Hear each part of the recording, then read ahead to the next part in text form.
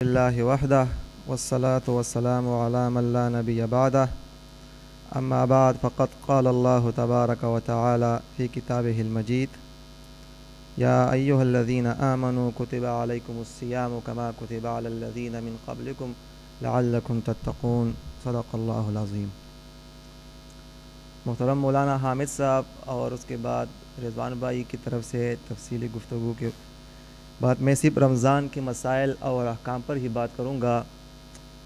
روزے کی فضیلت، اہمیت اور جو اللہ کے ہاں اور رسول اللہ صلی اللہ علیہ وسلم نے رمضان کے بارے میں جو فضیلتیں بیان کی ہے اس پر بات ہو گئی ہے۔ میں رمضان کے وہ مسائل جو عموماً ہمارے ذہنوں میں ہوتے ہیں اور رمضان سے پہلے دل بھی چاہتا ہے کہ کسی سے پوچھوں، کوئی بیمار ہو، کوئی اور مسائل ہو تو وہ چاہتے ہیں کہ اس بارے میں مجھے کچھ معلومات حاصل ہو سکے، تو اس میں روزے کی اہمیت کے ساتھ نیت ہے، سحری ہے، افطار کے مسائل ہے، تراویح ہے، روزوں میں روست یعنی جو لوگ روزے نہیں رکھ پا سکتے وہ، قضا روزوں کی بات ہے، وہ امور جن سے روزے مکروہ نہیں ہوتے یعنی مکروہات رمضان اور مفسدات رمضان جس سے روزے ٹوٹ جاتے ہیں، اعتکاف کے مسائل، اور اس کے بعد ہمارا جو ہے وہ اعتکاف اور شب قدر کی بات ہوگی، اور آخر میں صدقہ فطر سے انشاءاللہ تعالیٰ اس موضوع کو سمیٹیں گے۔ چونکہ یہ پریزنٹیشن بھی تیار تھی اور میرا خیال تھا کہ اوپر خواتین بھی اس سے استفادہ کر سکیں گے، لیکن یہاں سسٹم میں مسئلہ کی وجہ سے میں کوشش کروں گا کہ دہرائی بھی ہو جائے، اور یہاں نیچے ہمارے احباب کو تو نظر آئے گا لیکن میں اس کی دہرائی بھی ساتھ کرتا چلوں گا تاکہ کم از کم اوپر خواتین بھی اس سے استفادہ کر سکیں۔ رمضان کے لیے نیت جو ہے یہ ایک شرط ہے، اور شرط ہر چیز کے لیے ہم وضو کرتے ہیں تو اس میں بھی ہم نیت کرتے، چاہے وہ ضرور نہیں ہے کہ آپ منہ سے نیت کریں کہ میں وضو کی نیت کرنے جا رہا ہوں،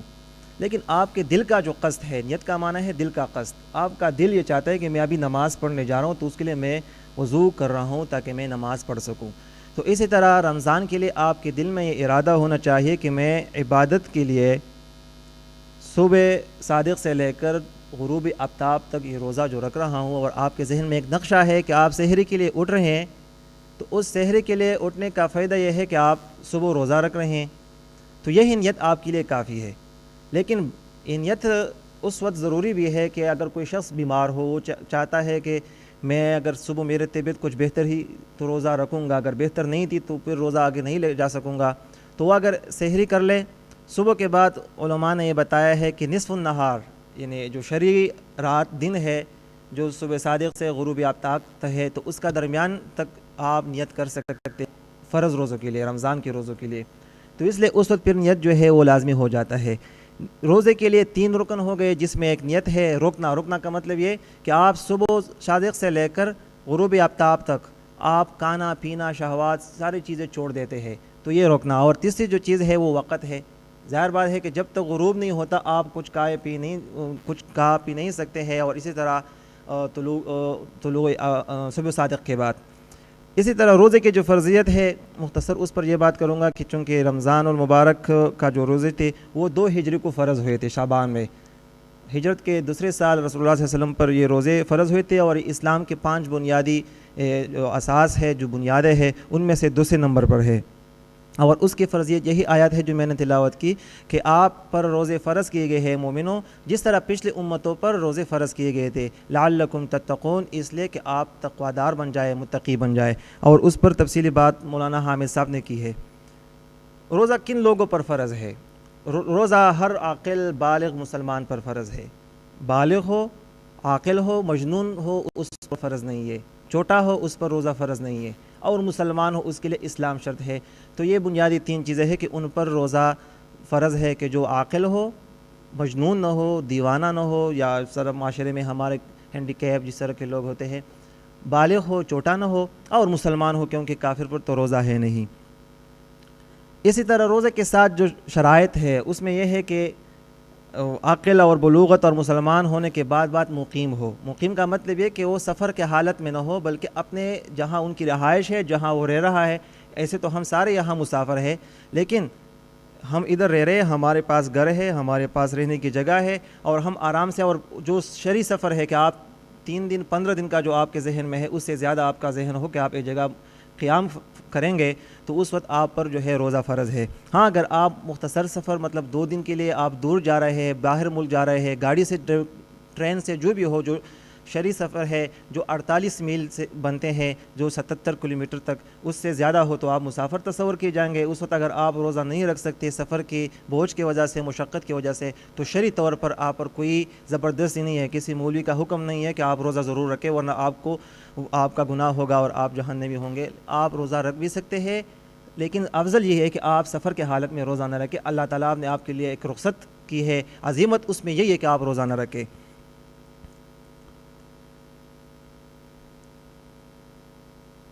نیت کے بعد اور روزے کے جو ہے اس کے بعد چونکہ ہم جا رہے ہیں سحری اور افطار کی طرف،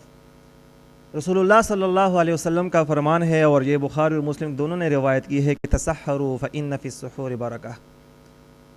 امر کا صیغہ ہے کہ آپ سحری کیا کریں کیونکہ سحری کرنے میں برکت ہے، اور ساتھ اس کا اجر بھی بتایا کہ اس میں برکت ہے۔ ہم چاہتے ہیں کہ ہمیں برکت ملے، ہم کہتے ہیں کہ عمر میں برکت نہیں ہے، ہم کہتے ہیں مال میں برکت نہیں ہے، تو یہ چیزیں اس طرح آتی ہے کہ ہم جب سنت کے ساتھ اپنی زندگی کو گزاریں گے تو ہماری عمر میں برکت آ جائے گی، ہماری زندگیوں میں بھی برکت آ جائے گی۔ میں نے جمعے میں بتایا تھا، رمضان پر ہی بات ہو رہی تھی کہ جب عمروں میں برکت ہو تو 1 سال کا کام ہم 1 مہینے میں بھی کر سکتے ہیں، لیکن جب عمر سے برکت نکل جائے تو پھر سال کا کام ہم مہینے میں بھی نہیں کر سکتے ہیں۔ اور ہم کہتے ہیں کل تو ہم نے اتوار کے دن یہاں درس میں شریک ہوئے تھے، آج پھر اتوار ہے، ابھی 1 سال نہیں گزرا ہے، میں ناورے میں آئے ہوئے 1.5 سال ہوا ہے، یقین نہیں آ رہا۔ تو عمروں سے برکت اس طرح نکل جاتی ہے۔ امام ابن تیمیہ رحمۃ اللہ علیہ کے بارے میں نے جمعے میں بھی ذکر کیا تھا، وہ ایسے شخصیت گزرے ہیں کہ تاتاریوں کے خلاف وہ واحد سیسر پلائی ہوئی دیوار ثابت ہوئی تھی، دمشق میں تاتاری یلغار نہیں پہنچی تھی۔ وہ ایک مجاہد بھی تھے، ایک عالم اور خانقاہ والی بھی تھے، انہوں نے بڑی کتابیں لکھی ہے، لیکن ان کی ایک کتاب مجموع الفتاوی 35 جلدوں پر ہے، ہماری 2 الماریوں کے جو ہے وہ اس سے بھر جائیں گے۔ آج کمپیوٹرائز دور میں کہ ہر چیز کمپوز ہو جاتی ہے، تو کمپوزنگ کے اس دور میں ان پیجوں کا اگر آپ ترتیب لگائے تو پر ڈے 600 پیج بنتے ہیں،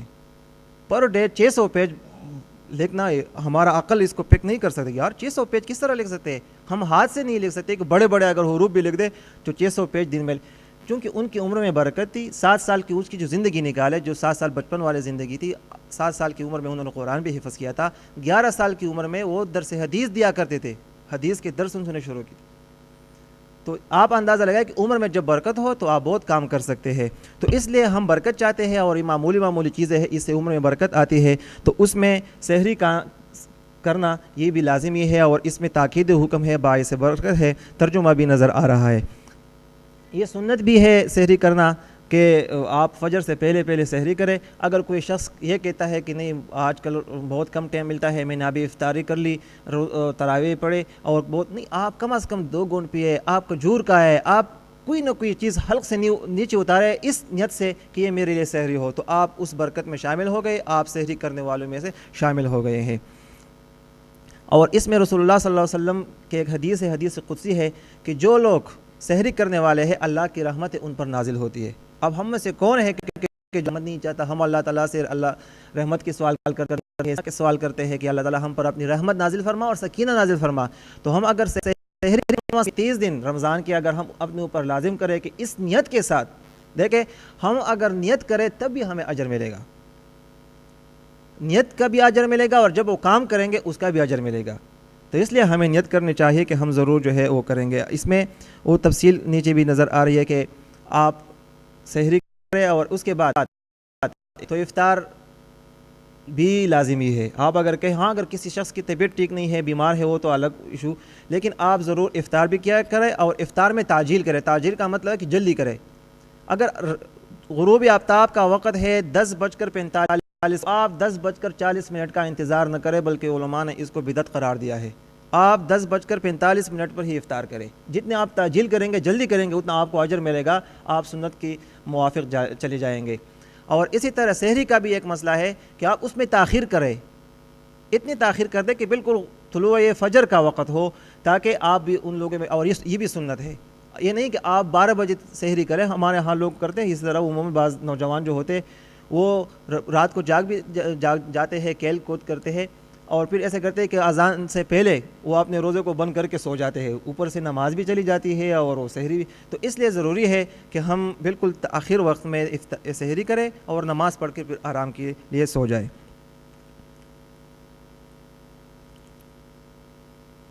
اس کے بعد ہم جا رہے ہیں رمضان کے جو احکام میں سے وہ تراویح ہے. تراویح کی بہت بڑی اہمیت ہے. حضرت ابو ہریرہ رضی اللہ تعالیٰ عنہ سے روایت ہے، وہ کہتے ہیں کہ میں نے سمعت رسول اللہ صلی اللہ علیہ وسلم قال کہ رسول اللہ نے فرمایا من قام رمضان ایمانا واحتسابا غفر له ما تقدم من ذنبه. متفق علیہ حدیث ہے. فرماتے ہیں کہ رسول اللہ صلی اللہ علیہ وسلم کو میں نے سنا، وہ فرما رہے تھے کہ جس شخص نے رمضان میں قیام کیا، یعنی قیام اللیل جس کو ہم تراویح کہہ سکتے ہیں، کوئی بھی نوافل جو ہم پڑھتے ہیں وہ اس میں آتے ہیں، اس نے ایمان اور احتساب یعنی ثواب کی نیت سے انہوں نے پڑھے تو اس کے پچھلے سارے گناہ معاف ہوں گے. اب ہم میں سے کون نہیں ہے کہ ہم یہ چاہتے ہیں کہ ہم اپنے پچھلے گناہوں کو معاف کرا دیں؟ ہم کسی عالم کے پاس نہیں جا رہے کہ مولانا صاحب میرے لیے دعا کرے کہ میرے گناہ اللہ معاف کر دے. ہم کسی بڑے شیخ کے پاس نہیں جا رہے کہ آپ ہمارے پاس اس کے پاس جمعے کے دن آئے کہ جمعہ کا مبارک دن ہے اور مولانا صاحب دعا کرے کہ میرے گناہ معاف ہو. بلکہ اللہ تعالیٰ خود فرما رہے ہیں رسول اللہ صلی اللہ علیہ وسلم اس کے ذریعے کہ جو شخص رمضان کا قیام اس نیت سے کرے، ثواب کی نیت سے کرے، ایمان کے ساتھ کرے تو اس کے پچھلے سارے گناہ معاف ہوں گے. غفر له ما تقدم من ذنبه، اس کے سارے گناہ معاف ہوں گے. اور اس حدیث کے دو اور بھی حصے ہیں. اس میں ایک حصہ ہے کہ من صام رمضان ایمانا واحتسابا، جس نے رمضان کے روزے رکھ کے ایمان کے ساتھ اور ثواب کی نیت کے ساتھ، اس کے بھی پچھلے سارے گناہ معاف ہوں گے. اور تیسرا حصہ ہے من صام لیلۃ القدر، جس شخص نے لیلۃ القدر کے دن کو بھی عبادت کی تو اس کی بھی پچھلے سارے گناہ جو ہے معاف ہو جائے گی. تو ہم میں سے ہر ایک، میرے سمیت ہر ایک، ہم گناہ گار ہیں، گناہ ہم سے ہوتے رہتے ہیں، اور تو اس لیے ہم چاہتے ہیں کہ اللہ تعالیٰ اس کی ہمیں معاف فرمائے اور اس کے ہمیں اجر دے دے. رمضان المبارک کے ساتھ روزے بھی، تراویح بھی لازم ہے. لازم اس معنی میں کہ یہ ایک الگ عبادت ہے. جس طرح حدیث ہے کہ جعل اللہ صیامہ فریضۃ وقیامہ تطوعا، اللہ تعالیٰ نے رمضان کے روزے فرض قرار دیے ہیں اور رات کو اٹھنا یعنی قیام اللیل کرنا، عبادت کرنا یعنی تراویح اس میں ہے، اس کو نفلی عبادت قرار دیا. تو اس لیے یہ نہیں کہ جو شخص روزہ رکھے گا تو وہ تراویح پڑھیں گے، جو شخص بیمار ہے وہ روزہ نہیں رکھ سکتا، مسافر ہے روزہ، ان کو چاہیے کہ وہ رمضان کے روزے لے کے، روزے جو ہے الگ عبادت ہے اور تراویح الگ عبادت ہے.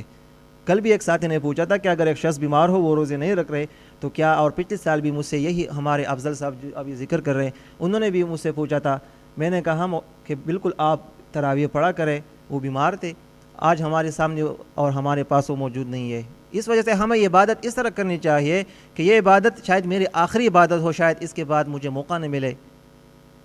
آج اگر ہم کر رہے ہیں، لوگوں کے ذکر کر رہے ہیں کہ وہ موجود تھے، آج نہیں ہے، تو شاید آئندہ رمضان میں بہت سارے ایسے چہرے ہوں گے کہ وہ موجود نہیں ہوں گے. تو اس لیے ہمیں چاہیے کہ ہم ہر عبادت کو آخری عبادت سمجھ کر پڑھے اور اطمینان کے ساتھ کرے. تو اس وجہ سے رمضان کے جو روزے ہیں وہ الگ عبادت ہے تراویح، اور اس تراویح کو ادا کرنا چاہیے. تراویح کا جو آغاز ہے، اس کی جو ابتدا ہے وہ رسول اللہ صلی اللہ علیہ وسلم کے زمانے سے ہوئی تھی. 3 دن رسول اللہ صلی اللہ علیہ وسلم نے اس کو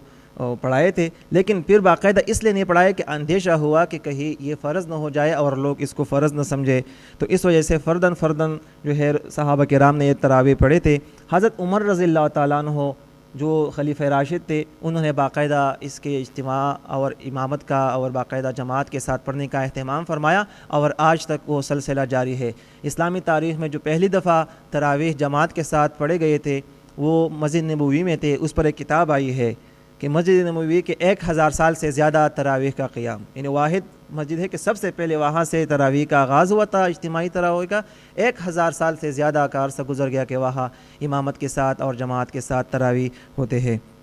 اور یہی بات جو میں نے بیان کی کہ جو شخص بیماری کی وجہ سے روزہ رکھنے کی طاقت نہیں رکھتا تو اس کے لیے بھی یہ لازمی ہے، اچھا ہے، لازمی مطلب ہے کہ وہ بہتر ہے کہ وہ تراویح پڑھے جتنا وہ پڑھ سکتے ہیں. اس پر میں یہ لازم نہیں کروں گا کہ آپ نے 20، اگر اس کی صحت کے لیے 20 رکعتوں میں، ہاں اگر وہ بیٹھ کر پڑھ سکتے ہیں تو بہتر ہے کہ وہ 20 رکعت ہی پڑھے. تراویح مستقل عبادت ہے، یہ نہیں کہ یہ روزے کے ساتھ ہے کہ جو روزہ رکھے گا وہ تراویح بھی پڑھیں گے. اس کے بعد روزے کے مفسدات، وہ چیزیں جس سے روزہ فاسد ہو جاتا ہے. عموماً یہ سوال لوگ پوچھتے رہتے ہیں. تو روزے کے وہ چیزیں جس سے روزہ فاسد ہو جاتا ہے دو قسم کے ہے. ایک یہ کہ آپ پر صرف اس کا قضا واجب ہے کہ آپ کا روزہ فاسد ہو گیا تو آپ صرف قضا جو ہے واجب ہو جاتا ہے. دوسری جو قسم ہے وہ یہ ہے کہ آپ پر قضا بھی اور اس کے ساتھ فدیہ بھی یعنی کفارہ بھی آپ ادا کریں. دو قسم کے یہ 11 قسم سارے بنتے ہیں دونوں کو ملا کر. اس میں یہ ہے کہ کان اور ناک میں دوا ڈالنا, قصدن منہ بر قصدن ہم ویسے چاہتے ہیں کہ ہم قے ہو جائے, کلی کرتے وقت حلق میں پانی چلا جانا, عورت کا آپ اگر نہیں جا سکتے ہیں کہ آپ عورت کے ساتھ مباشرت نہیں کر سکتے ہیں تو وہ بھی اس میں شامل ہے. کوئی ایسی چیز نگل جانا کہ وہ عادتاً کھانے کی چیز نہ ہو, اور اس طرح حقہ ہے, نسوار ہے, بہت سارے اور چیزیں ہیں کہ رمضان روزے کے حالت میں وہ بھی اس میں شامل ہے. بول کر یہ کہ آپ کو پتہ ہے کہ مطلب یاد نہیں ہے آپ کہ میں روزے سے ہوں اور آپ کو یہ کھائے پیے پانی پیا, بعد میں اگر آپ کو یاد آ گیا وہ میرا تو روزہ ہے تو آپ نے اگر اس کے بعد کچھ نہیں کھایا پیا تو پھر تو ٹھیک ہے, لیکن اگر اس کے بعد بھی آپ نے کھایا پیا تو وہ قصدن اگر رات سمجھ کر صبح صادق, ابھی یہ ہے کہ آپ سمجھ رہے ہیں کہ صبح صادق ابھی نہیں نکلا ہے, مطلب ابھی فجر کا آغاز نہیں ہوا ہے اور آپ نے رات کو سمجھا اور آپ نے کچھ کھایا پیا لیکن اس کے بعد آپ نے سحری کر لی اور ابھی دن باقی تھے اور آپ نے یہی سمجھا کہ میرا تو روزہ گزر گیا. یعنی آپ کو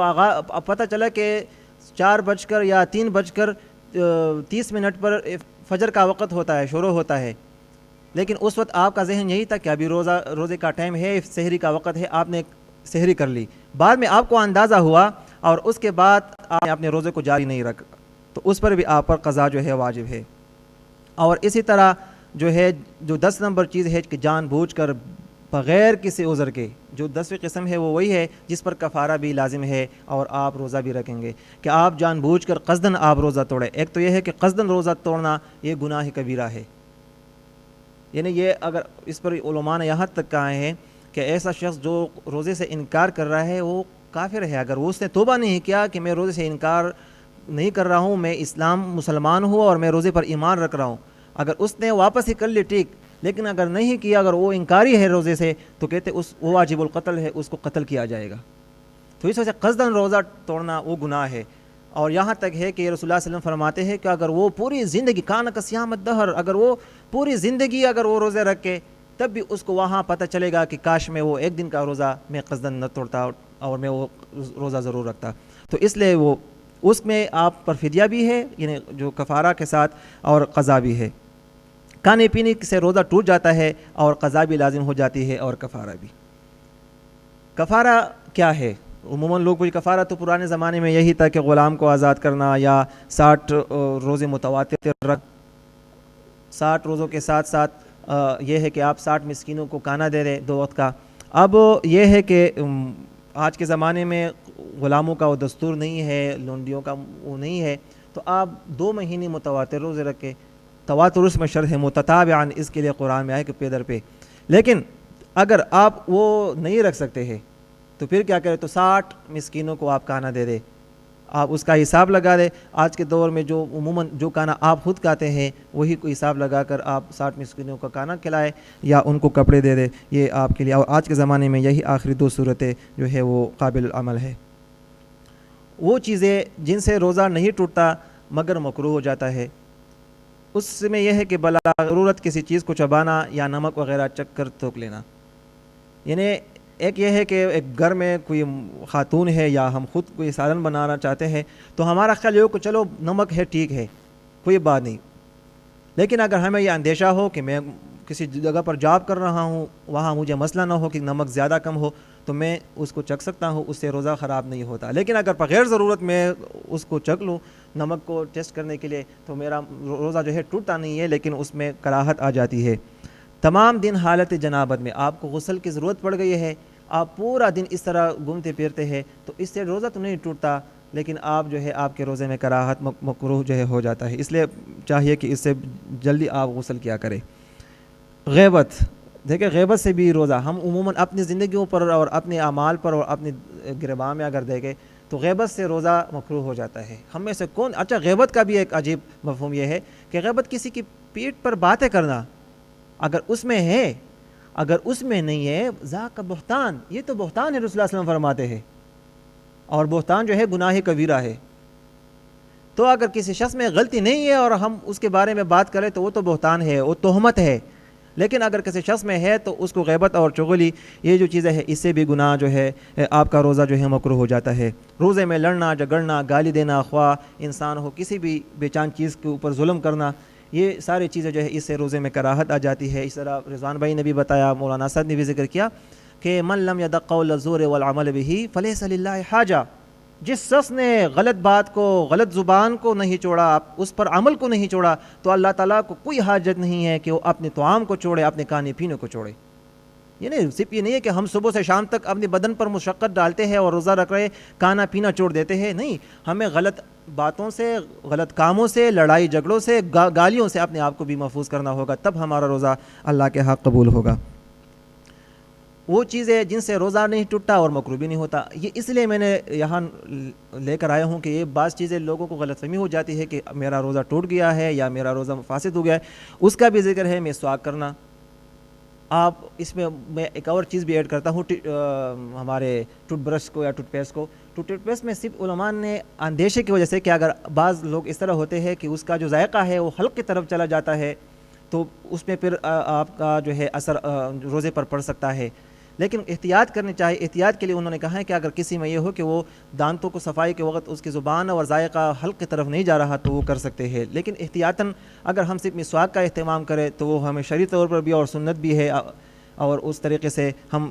شبہ، جس میں شباہت ہو، شک ہو، اس سے بھی ہم دور ہٹیں گے۔ بالوں پر تیل لگانا، آنکھوں میں دوا یا سرما ڈالنا، خوشبو سونگھنا، گرمی اور پیاس کی وجہ سے غسل کرنا، اس سے بھی روزہ نہیں ٹوٹتا، نہ کسی قسم کی کراہت آ جائے۔ کسی قسم کا انجیکشن یا ٹیکا لگوانا، اس میں بیماری کا انجیکشن ہے،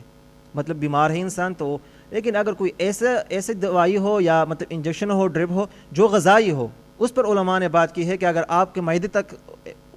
پراپر طریقے سے تو وہ نہیں پہنچتا، لیکن اگر اس سے آپ کا جو معدے کی جو کیفیت ہے، جو آپ کو پیاس اور بھوک محسوس ہو رہا ہے، وہ ختم ہو جاتی ہے، تو اس میں بھی احتیاط کرنی چاہیے۔ البتہ عام انجیکشن اور جو ہے اس سے آپ کے روزے پر کوئی اثر نہیں پڑتا۔ حلق میں پانی ڈالنا یا بلا قصد چلا جانا، آپ منہ دھو رہے ہیں، اگر بغیر کسی ارادے کے اگر چلا جائے تو اس سے بھی روزہ جو ہے نا اثر نہیں پڑتا۔ خود بخود قیا جائے، انسان ہے، طبیعت ٹھیک نہیں ہے، بی پی لو ہو گئی کوئی بھی، تو آپ کو اگر قیا گیا یا کوئی اور اس سے ہو گیا تو اس سے روزہ خراب نہیں ہوتا۔ روزے کے حالت میں آپ کو احتلام ہو گیا، مطلب غسل کی ضرورت پڑ گئی، تو اس سے بھی جو ہے آپ کا روزہ خراب نہیں ہوتا۔ دانتوں سے خون نکلنا، ہاں خون نکل گیا لیکن اس کو نگلنا نہیں ہے، اس کو تھوکنا ہے، اس سے بھی جو ہے آپ کا روزہ خراب نہیں ہوتا۔ اچھا، اگر خواب میں یا صحبت سے غسل کی حاجت ہو گئی اور صبح صادق ہونے سے پہلے غسل نہیں کیا اور اسی حالت، اس میں مختصر نقطہ ہے کہ اگر کسی کو ضرورت پیش آ گئی رات کے وقت، اس میں اجازت ہے، اللہ تعالیٰ نے اجازت دی ہے، تو اگر وقت کم ہے وہ غسل نہیں کر سکتا ہے تاکہ وہ سحری کر لے، تو وہ بے شک فجر کے بعد وہ غسل کر سکتا ہے اور اس پہ روزے پر کوئی اثر نہیں پڑ رہا۔ عموماً بعض لوگ اسی کو بھی سمجھتے ہیں کہ نہیں میرے روزے پر اثر پڑ گیا اور اذان ہو گئی اور اب تو میں غسل میں ہوں تو میرا روزہ ٹوٹ گیا، نہیں، روزہ پر کوئی اثر نہیں پڑ رہا۔ اسلام ایسا مذہب ہے کہ وہ اجباری نہیں ہے کہ آپ کے اوپر، آپ کی صحت کے اوپر کوئی ظلم کرے۔ انہیں کل ایک ساتھی نے پوسٹ کی تھی کہ بہت گرمی ہے، وہ سیکولر ٹائپ کا ہے، وہ ملحد ہے، میں اس نے کہا تھا کہ گرمی بڑھ گئی ہے، پاکستان میں لوڈ شیڈنگ ہے، اس لیے روزے نعوذ باللہ منسوخ ہو گئے ہیں۔ میں کہتا ہوں کہ ہم وہی شخص جو انگلینڈ آیا ہے وہ کس مشکلات سے ہو کر آئے ہیں، یعنی ہم اگر دیکھیں جو لوگ پیدل آ کر آ جاتے ہیں ایران، پھر ترکی، پھر یونان، کئی دن وہ کھانے پینا، اس میں ایسے لوگ بھی ہیں کہ جو 3 4 5 10 دن تک مسلسل کھائے بغیر وہ مر بھی گئے ہیں، ایسے بھی ہے کہ انہوں نے درختوں کے پتے بھی کھائے ہیں، لیکن دین کے لیے کہ ہمیں یقین ہے کہ ہم 15 گھنٹے 18 گھنٹے اور 20 گھنٹے بعد کچھ کھائیں گے پئیں گے، تو ہم کہتے ہیں نہیں، میری جو صحت ہے وہ مجھے اجازت نہیں دے رہی۔ ہاں، اگر واقعی آپ کی صحت پر اس طرح اثرات پڑ رہے ہیں، آپ کی صحت پر مشقت ہے، آپ سمجھ رہے ہیں کہ اس وقت آپ کو بالکل آنکھوں پر سیاہی آ گیا اور آپ سمجھ رہے ہیں کہ بس شاید میرا خلق خشک ہو گیا ہے اور میں مر رہا ہوں، تو آپ روزہ توڑ دیں۔ لیکن ویسے بہانہ بنانا، ہیلیے کرنا، میں اگر اپنی کیفیت بیان کروں، پچھلے سال میرا پہلا روزہ تھا ناروے میں، ایک فطری طور پر یہ چیز ہے، کل بھی یہ بات میں نے بتائی تھی کہ 21 گھنٹے 20 گھنٹے روزہ، واللہ لا گواہ مسجد میں کھڑا ہوں، میں اتنا پریشان تھا اس دن، حالانکہ الحمدللہ بچپن سے روزے رکھے ہیں اور وہ عادت ہو گئی ہے، لیکن میں اتنا پریشان تھا کہ میں 21 گھنٹے روزے کس طرح رکھوں گا. جس طرح پاکستان میں روح افزا اور دودھ اور گڑ کے شربت، میں آ گیا مونٹی سودا اور اپنے ساتھ روح افزا کو بھی اٹھا کے لے گیا، دودھ کو بھی لے گیا کہ مجھے پیاس لگے گی، اور وہمی طور پر وہ ذہنی طور پر میں پریشان تھا کہ 21 گھنٹے اور 20 گھنٹے کا روزہ اللہ خیر کرے، اور اپنے ساتھ یہاں تک کہ وہ کیلسی بھی لے گیا تھا کہ اگر بی پی لو ہو جائے. لیکن الحمدللہ جب ظہر کے بعد نہ مجھے کوئی پیاس، وہی ایک دن میں نے شربت پیا ہے، اس کے بعد روح افزا کو ہاتھ تک نہیں لگایا. تو اگر ہم ہیلا ڈھونڈنا ہے تو ہیلے کے بعد دوسرا تیسرا، اور اس وجہ سے ہم اپنے لیے رمضان کو اپنے لیے مشکل بنائیں گے. اگر ہم ہمت کریں گے تو وہ آسان ہوگا. اسی وجہ سے جو رخصت ہے کہ آپ اگر روزہ نہیں رکھ سکتے گے تو آپ بے شک روزہ نہ رکھ کے بعد میں روزہ رکھ. اس میں یہ ہے کہ بیماری کی وجہ سے طاقت نہ ہو یا مرض بڑھنے کا خطرہ ہو، آپ اس بیماری میں ہے کہ اگر آپ روزہ رکھیں تو بیماری جو ہے بڑھ سکتے ہیں، اگر وہ بیماری بڑھ سکتی ہے تو آپ روزہ نہ رکھیں. آپ کے اوپر اللہ نے آسانی فرمائی ہے، آیت آپ آگے آ رہی ہے. اگر آپ کو یہ اندیشہ ہے، مطلب آج کل ہمارے شوگر کے جو مریض ہے ان کو مسئلہ ہوتا ہے تو آپ روزہ نہیں رکھ سکتے ہیں. اللہ تعالیٰ نے ہاں اگر ایسی بیماری ہے کہ آپ کو بعد میں یہ امکان ہے کہ میری صحت ٹھیک ہوگی تو آپ پر قضا جو ہے وہ لازم ہے. عورت کے جو دن ہے بچے حمل کے دوران، اگر اس سے یہ خوف ہے کہ بچے کو نقصان پہنچ سکتا ہے تو وہ بھی روزہ نہیں رکھ سکتی ہے. اور اسی طرح وہ خاتون جو بچے کو دودھ پلا رہی ہے یا کوئی بھی اپنے بچے کو یا دوسری کو، تو اس کو بھی چاہیے کہ وہ اگر دیکھے کہ دودھ پر اگر کوئی اثر پڑ رہا ہے تو اس پر روزہ نہیں ہے، وہ بعد میں روزہ رکھے. یہاں تک اللہ تعالیٰ نے اتنی آسانی ہمارے لیے بیان کی ہے. سفر کا میں نے ابھی ذکر کیا کہ شرعی سفر، بے شک آپ پاکستان ابھی جا رہے ہیں تو یہ بھی آپ کے لیے شرعی، آپ سفر میں ہیں، آپ مسافر تصور کی جاتے ہیں. اگر آپ چاہتے ہیں کہ ظاہر بات ہے جہاز میں بیٹھنا ہے، جہاز سے اتر کر وہاں گاڑی میں بیٹھنا ہے، لیکن اگر آپ پھر بھی سمجھتے ہیں کہ مجھے 6 گھنٹے 7 گھنٹے یا 8 گھنٹے مجھے سفر میں رہنا ہے، تھکاوٹ ہے ذہنی طور پر، تو آپ اگر روزہ نہیں رکھ رہے تو آپ کے اوپر لازم نہیں، آپ بعد میں اس روزہ کو رکھیں اور اس کا قضا آپ لے آئیں. ہاں البتہ اگر اس طرح آسان سفر ہو، آرام دہ سفر ہو، تو آپ اگر روزہ رکھیں تو زیادہ افضل ہے. دیکھیں اس میں جو آیات ہے کہ روزہ نہ رکھنے کی جو اللہ تعالیٰ نے رخصت دی ہے کہ ایام معدودات، شمار کی چند دن ہے، یعنی 30 دن ہے. فمن کان منکم مریضا او علی سفر، آپ میں سے کوئی شخص بیمار ہو یا سفر میں ہے، فعدۃ من ایام اخر، وہ آخری دنوں میں اس کو پورا کر دے. وعلی اللہ الذین یطیقونہ، یعنی میں یہ آیات اس لیے میں نے پیش کی کہ اللہ تعالیٰ نے خود اس کی وضاحت کی ہے کہ اگر آپ میں سے کوئی شخص بیمار ہے تو وہ روزہ نہ رکھے، یا سفر میں ہے تو وہ بھی روزہ نہ رکھے، بعد میں جب وہ واپس آ جائے یا بیماری سے صحت مند ہو تو وہ روزہ رکھے. اس میں ایک یہ ہے کہ بحالت روزہ سفر شروع کیا تو اس روزہ کو پورا کرنا ضروری ہے، اور اگر کچھ کھانے پینے کے بغیر سفر سے وطن واپس آ گئے تو باقی دن کھانے پینے سے احتراز کرے. مطلب یہ ہے کہ اگر آپ حالت سفر میں نہیں تھے لیکن اچانک آپ نے سفر شروع، آپ اس وقت کیا کریں؟ اس وقت بھی آپ کے لیے اجازت ہے کہ آپ روزے کو توڑ سکتے ہیں، آپ سفر میں ہیں، لیکن اگر آپ اس روزے کو جاری رکھنا چاہتے ہیں تو آپ جاری بھی رکھ سکتے ہیں. اسی طرح اگر کسی کو دھمکی مل جائے کہ اگر روزہ رکھا تو میں تمہیں جان سے مار دوں گا، ہوتا رہتا ہے، بعض پرانے زمانے میں بہت ہوا تھا. اگر کسی کے اوپر آپ زبردستی کرے، ہم پر کوئی زبردستی کرے کہ اگر آفس میں ہے اور آفس سے یہ آ جائے کہ اگر اس نے روزہ رکھا، تیاری نہیں ہو رہی ہے، کام نہیں ہو رہا، جاب نہیں کر سکتا یہاں اس ماحول میں، تو اگر میں آپ کو جاب سے ڈسمس کر دوں گا. وہاں رزق ہے، حلال رزق جو ہے وہ فرض ہے اپنے بچوں کے لیے، اس طرح کا مسئلہ ہے. تو اگر وہ روزہ اس وقت توڑے، یا اگر روزے کے حالت میں ہے توڑے، یا روزہ نہ رکھ کے پہلے دن سے یعنی آغاز سے، تو اس پر بعد میں جو ہے وہ اس پر کوئی غصہ اللہ تعالیٰ کی طرف سے کوئی عذاب نہیں ہے، اس کے لیے رخصت ہے، لیکن بعد میں اس کی جو قضا ہے وہ اس پر لازم ہے. اس میں یہ صورت دوبارہ میں کر رہا ہوں کہ اگر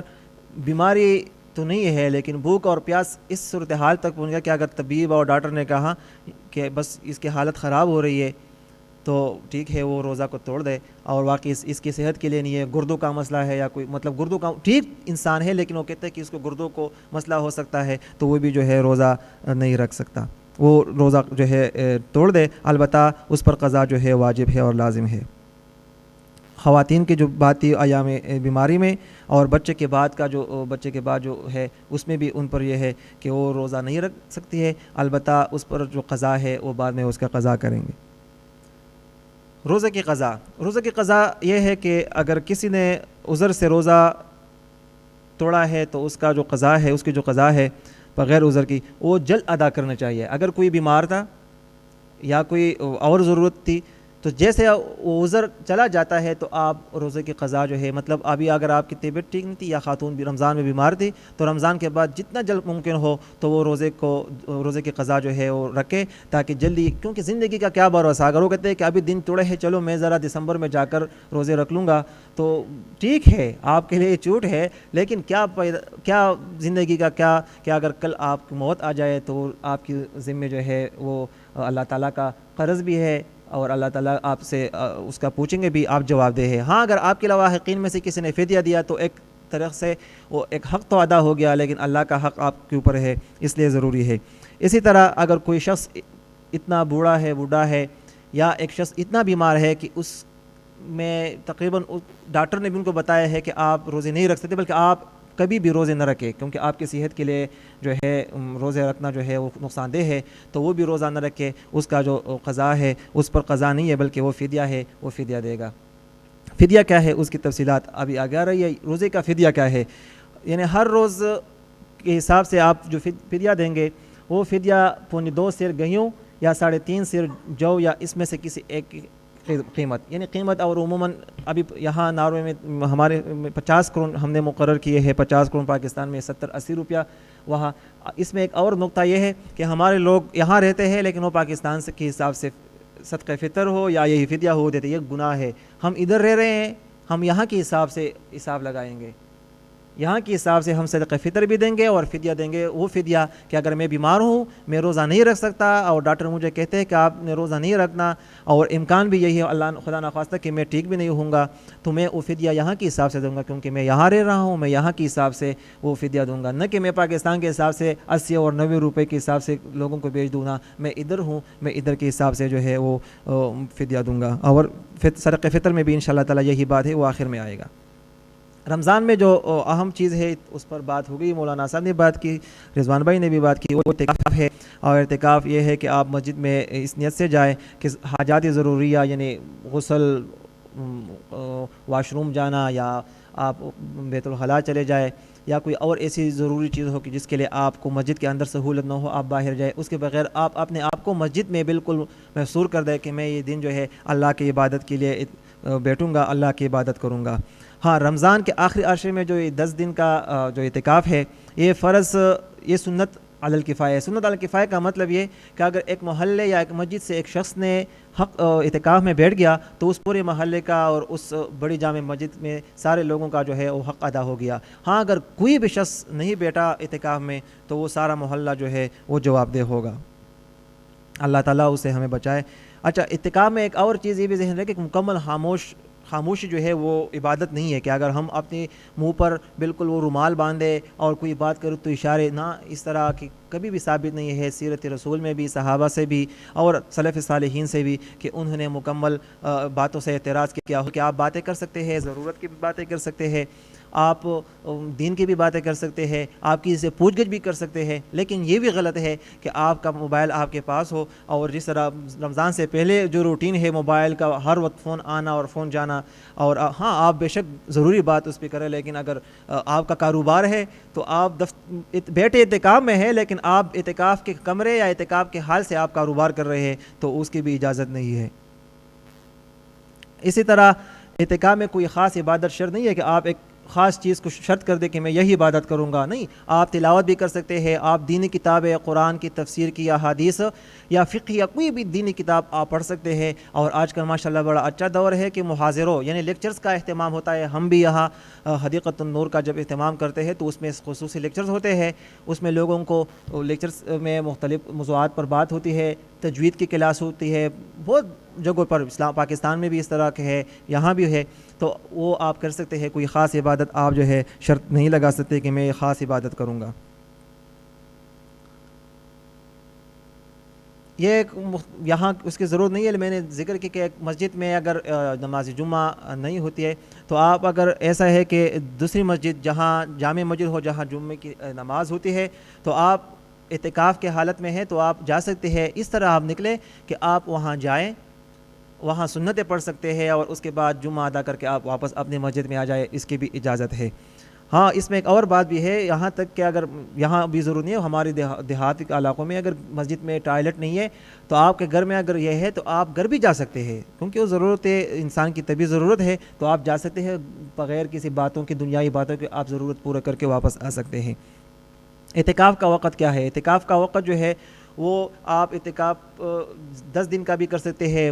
مہینے کے لیے بھی بیٹھ سکتے ہیں، لیکن سنت اعتکاف آخری عشرے کا ہے، تو آپ 20 رمضان کو طلوع غروب آفتاب سے پہلے، یعنی عصر کے بعد، یعنی یہاں کے عصر نہیں، مطلب مغرب سے کوئی آدھا گھنٹہ پہلے کہ جب طلوع غروب ہو رہا ہو تو آپ اس سے پہلے مسجد میں داخل ہو جائے، اور اس سے نکلنا وہ 30 یا 29 رمضان کو، جس دن شوال کا اعلان ہو جائے کہ کل شوال یعنی عید الفطر ہے، تو اس سے پہلے آپ مغرب کے بعد آپ نکل سکتے ہیں۔ ہاں آپ عید کی رات بھی مسجد میں گزار سکتے ہیں کہ وہ لیلۃ الجائزہ ہے، اس کو انعام قرار دیا گیا ہے، انعام کی رات، تو آپ اسی رات کو بھی عبادت کر سکتے ہیں، مسجد میں رک سکتے ہیں، لیکن آپ وہ اعتکاف کا حصہ نہیں ہے، آپ اعتکاف سے نکل گئے ہیں۔ شب قدر کے بعد ہے، مختصر اس پر یہ بات کروں گا کہ ہماری اس امت کی عمریں بہت کم ہے، جو موسیٰ علیہ الصلوۃ والسلام اور نوح علیہ الصلوۃ والسلام کی امتوں کی جو عمریں تھی، اس کے مقابلے میں ہماری اس امت کی عمریں بہت کم ہے، تو اللہ تعالیٰ نے اس امت پر خصوصی فضل کر کے ایک رات کی عبادت کو 1000 مہینوں سے بھی افضل قرار دیا، 1000 مہینوں کے برابر نہیں، افضل قرار دیا، خیر من الف شہر، خیر کہا گیا ہے، تو اس سے بھی بہتر عبادت جو تقریباً 83 سال اور 4 مہینے بنتے ہیں، تو دیکھیں ایک رات میں ہمیں وہ عبادت اور وہ اجر ثواب ملتا ہے۔ اس میں یہ نہیں ہے کہ آپ پوری رات، ہاں اگر آپ کی ہمت ہے پوری رات بھی عبادت کر سکتے ہیں، لیکن اگر آپ مغرب عشاء کی نماز، تراویح اور فجر کی نماز بھی پڑھ لیں تو آپ بھی ان لوگوں میں شمار ہو سکتے ہیں۔ آپ نے اگر 2 رکعت نفل اس نیت سے پڑھے کہ شاید آج کی رات لیلۃ القدر ہو، تو آپ بھی اللہ تعالیٰ اس میں آپ کو شمار کریں گے۔ آپ ایک رکعت تلاوت کر دیں اس نیت سے کہ شاید آج لیلۃ القدر ہو اور واقعی وہ لیلۃ القدر کی رات تھی، تو آپ بھی ان لوگوں میں شمار ہوں گے جن کو 1000 مہینوں کے برابر سے زیادہ بہتر جو ہے ثواب ملے گا، اس میں آپ شامل ہوں گے۔ چونکہ یہ 21ویں 23 25 27 اور 29 شب کو جو ہے وہ آپ کر سکتے ہیں، جو جفت طاق رات ہے۔ بہتر یہی ہے کہ آپ ہر رات اس طرح عبادت کر لیں جو آخری دن ہے، اور اعتکاف اس کے لیے بہترین جو ذریعہ ہے وہ ہے۔ لیلۃ القدر کی فضیلت کے لیلۃ القدر خیر من الف شہر، جو 1000 مہینوں سے 83 سال 4 مہینے کی رات، اور حدیث میں جس طرح میں نے پہلے ذکر کر کے رسول اللہ صلی اللہ علیہ وسلم نے فرمایا تب کہ من قام لیلۃ القدر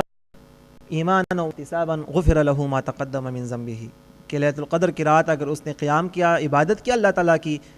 تو اس کے پچھلے سارے گناہ جو ہے معاف ہو جائیں گے۔ ہم نے لیلۃ القدر کی لاکھ عبادت کی، ہم نے رمضان کی تراویح پڑھے،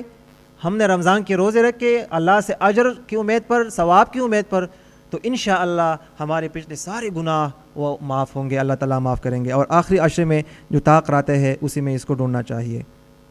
آخر میں ہم صدقہ فطر کی طرف آتے ہیں۔ صدقہ فطر جس کو زکوٰۃ الفطر کہتے ہیں، بدن کی زکوٰۃ، کیا آپ اپنے بدن کی زکوٰۃ دے رہے ہیں، اس کو صدقہ فطر کہا جاتا ہے۔ صدقہ فطر رمضان ختم ہونے اور روزہ کھل جانے، مطلب یعنی عید الفطر سے پہلے جو ہے آپ یہ صدقہ دے دیں۔ اس میں آپ سے رمضان میں اگر کمی کوتاہی ہوئی ہے، کوئی رمضان کا حق ادا نہیں ہوا ہے، تو اللہ تعالیٰ سے ہم یہ اسی امید پر دے رہے ہیں کہ اللہ تعالیٰ یہ ہمارے لیے ایک مالی عبادت ہے، ہم اس امید سے یہ زکوٰۃ دے رہے ہیں کہ اگر ہمارے کوتاہی ہو، کوئی لغزش ہو، وہ دور ہو جائے، تو اس لیے ہم یہ دیتے ہیں۔ عبداللہ ابن عباس رضی اللہ تعالیٰ عنہ سے بھی یہی روایت ہے کہ فحش گوئی ہوئی ہو، کوئی اور غلط ہوا ہو، تو آپ صدقہ فطر دے دیں تاکہ آپ کے جو گناہیں ہیں، جو لغزشات ہے، وہ اللہ تعالیٰ معاف کر دیں۔ یہ ابن ماجہ اور ابو داؤد کی حدیث ہے۔ صدقہ فطر ہر آزاد، غلام، مرد، عورت، بچہ، جو زیرو انسان ہے مسلمانوں میں سے، اس پر یہ لازم ہے کہ وہ دے گا، اور یہ فرض ہے، ہر شخص یہ دے گا، چاہے وہ غلام ہے، چاہے وہ آزاد ہے، چاہے وہ بچہ ہے، یہاں تک کہ اگر عید سے ایک دن پہلے بھی بچہ پیدا ہوا تو اس کا بھی آپ دیں گے۔ انہیں 29ویں دن کو اگر کوئی بچہ پیدا ہوا تو اس کا بھی آپ صدقہ فطر جو ہے وہ دیا کرے۔ صدقہ فطر جو ہے محتاجوں کے لیے کھانے کا انتظام ہے، ان کے پر خوشی لانے کے لیے، اگر وہ عید کے لیے کوئی تیاری کر لے، اپنے کپڑے شپڑے سلوائے تو ان کی خوشیوں کے لیے آپ یہ جو ہے عید الفطر سے پہلے دیا کریں، اور سنت یہی ہے کہ آپ عید الفطر سے پہلے ہی دے دیں تاکہ عید کے دن وہ اپنے لیے کھانے پینے کی چیزیں خرید لے، اگر کوئی اور خریدنا چاہے تو وہ بھی خرید سکے۔ جو عید کی نماز کے بعد جو ہے اگر آپ دے دے تو دے دے، لیکن جو ثواب ہے، جو اصل آپ کے اوپر اللہ تعالیٰ کا حق تھا، جو فرض ہے، وہ عید الفطر کی نماز سے پہلے دینا تھا، چاہے وہ آپ ایک دن پہلے دے دے، 2 دن دے دے، بعد میں اگر دے دے تو بس وہ تو صدقے میں شمار ہو گیا، لیکن وہ باقاعدہ اس فرض میں شمار نہیں ہوگا۔ یہاں نعرے کے حساب سے 50 کروڑ فطرانے کے لیے بھی مقرر ہوئے ہیں، وہ بھی آپ دے سکتے ہیں۔ فدیے کے لیے صرف ایک بات میں بتاؤں کہ جو شخص روزہ نہیں رکھ رہا تو یہ نہیں ہے کہ وہ 50 کروڑ ہی دے، یہ منیمم ہے۔ ہاں اگر کوئی شخص یہ کہے کہ میں روزہ نہیں رکھا، میں اللہ تعالیٰ کے ہاتھ زیادہ دینا چاہتا ہوں، اللہ تعالیٰ مجھے اس کا اجر دے گا، تو وہ 50 کروڑ سے بھی زیادہ دے سکتے ہیں اور دے دے۔ یہ رمضان کے وہ احکام تھے، جو مسائل تھے، جو عموماً ہماری زندگیوں میں سوال آتے ہیں، ذہنوں میں الجھنیں ہوتی ہے، اس کے لیے میں نے ایک مختصر سی کوشش کی تھی۔ امید ہے کہ آپ نے استفادہ لیا ہوگا۔ اللہ تعالیٰ ہمارے رمضان کو جو یہ اصول ہے، جو رسول اللہ علیہ وسلم کی سنت ہے، طریقے ہے، اس کے بالکل برابر ادا کرنے کی توفیق عطا فرمائے۔ رمضان میں اگر ہم سے کوئی کوتاہی ہو، اللہ تعالیٰ اس کو دور فرمائے، اور سب سے اہم چیز اللہ تعالیٰ ہمیں رمضان کا حق ادا کرنے اور رمضان کے عبادت سے فیضیاب ہونے کی توفیق عطا فرمائے۔ وآخر دعوانا ان الحمد للہ رب العالمین۔